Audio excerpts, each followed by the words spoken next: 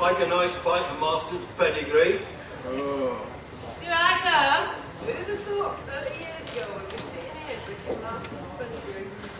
In them days, we're looking for a couple of half a mile. Aye. Half a keg mile.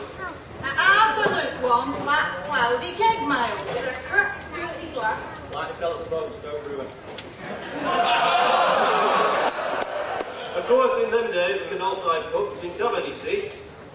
We had to sit on old upturned barrels to drink. Barrels? We had to sit on floor in public bar and lick spilt beer up from flagstones. You were lucky. We never got to sit in pub at all. We barely had time to run in the bar, grab a handful of beer while we were going through laps. Our engine was so slow we had to go 24 hours a day to get anywhere. Engine? We never had an engine. That seems nuts. Bloody luxury. All we had was an old lutcher with 3 legs. A pulp boat along, and we'd had to catch rabbits for dinner as well. We couldn't afford a lurcher. Our dad made us run after rabbits ourselves. And we had to crawl along towpath on our hands and knees, pull it boat on and whip roping our teeth. Teeth! We were real birds. We never had teeth. But you know, flying was better than them days. Even though the boats were less fancy. Aye, because they were less fancy, I remember lying on rickety old wooden bed with no mattress, watch it rain dropping in through a big oily roof. Bed? We used to dream of having beds. We had to lie in villages with rats and mice crawling all over us, watching hail and snow coming in through great gaping holes in the cabin sides. Luxury! We never had a cabin. All we had were a rotten old wooden hole floating in the canal. We say floating. Floating? How about myself? Bottom. Ours would have been, only the canal was deep enough for it to sink in.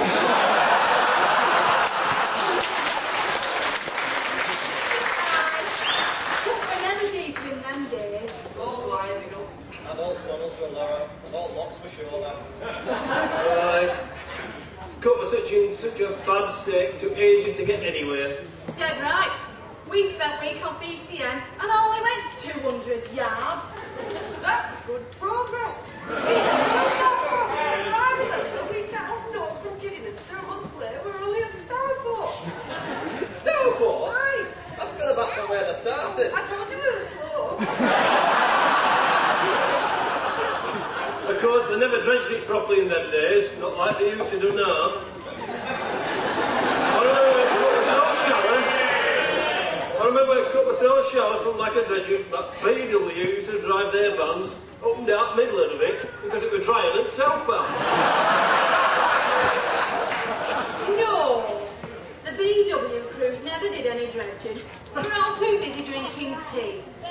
They used to have to drink 10 gallons of tea each day. That's twice what they drink now. No wonder they never had time to maintain canals. I remember when the BW chairman used to throw a dice every morning to decide which canal he was going to close down. Send a workman to sew the balance beams up all the lockets to stop the boat was using them, then throw a full of yards on the canal and laugh down the phone. Yeah. Of course, the government went over there. They used to nationalise all canals twice a week. Yeah? Not go far with them, buy them back for twice the money, fill in every third one, and pay local vandals to burn out lockets, and commission a white paper for the future of waterways. I tell you what, about that IWAC lot then, eh? All they ever did was recreate the same restoration priorities report every 2 years to keep themselves in a bloody job. And after that waterway recovery group, all they were Western what? All they ever did was swear, get covered in mud, crash bumpers and drink beer. You try and tell the young people today that and they don't believe you. No, they don't. They don't. Time for fun then. Yeah.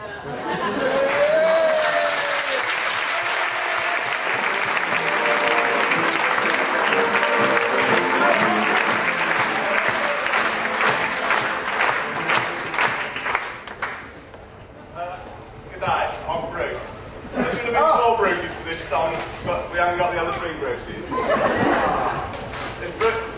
Bruce is in charge of logical positive and the sheet bit of the IWA website. But do we need to start an appeal for Bruces? yeah. Can we have a campaign for real Bruces? Or Cambrook. Anyway, it's a song about the great characters of from Waterways history. And it goes like this.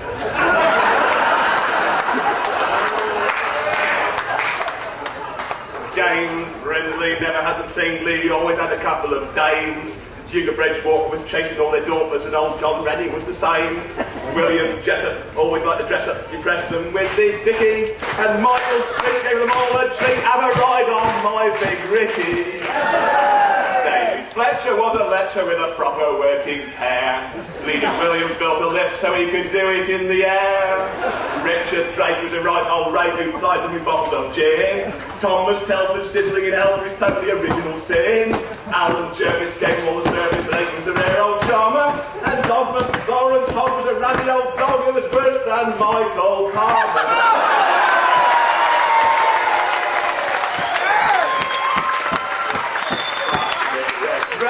Was the greatest, how he did it, we don't know. He had 20,000 under him at £80 a go.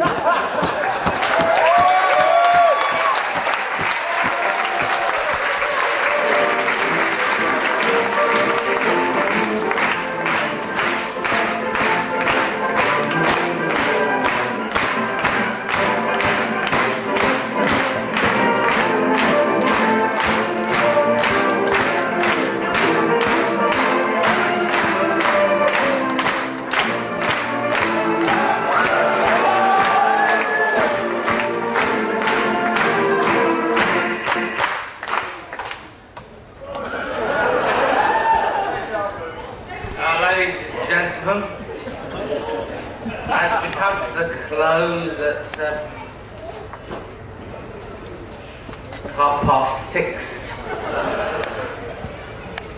Closes at 7. It's 6:30 now. Our final programme of the evening is Top of the Lots!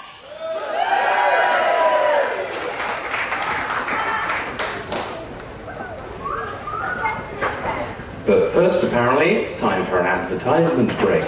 We'll be right back after this message.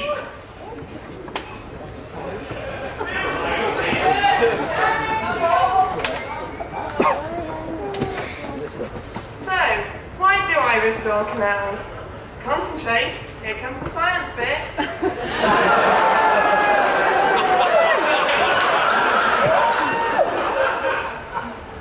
Why do you restore canals? Here's a bar chart.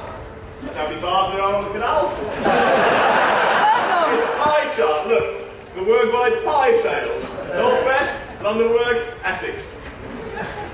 Seriously, you restore canals? Because it's worth it. Because it's worth it. We've restored 500 miles of waterway that was closed. There is 500 miles more being restored. The National Lottery has put 100 million into it, and none of it would have happened without the IWA, Waterway Recovery Group, and the Canal Society starting the work. That's why we do it. Thank you.